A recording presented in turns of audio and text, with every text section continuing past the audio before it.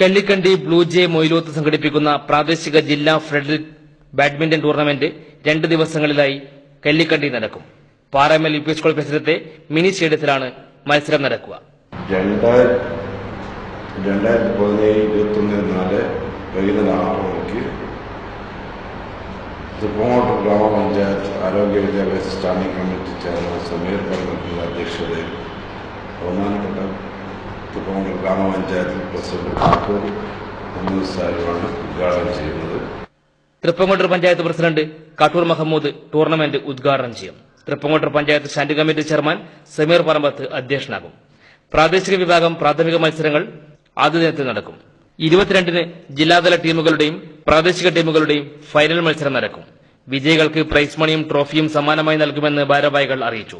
വാർത്താസമ്മേളനത്തിൽ VP അഫ്സൽ, ഇബ്രാഹിം ഗോപുരത്തിൽ, അജിനാസ് പാറക്കൽ എന്നിവർ പങ്കെടുത്തു.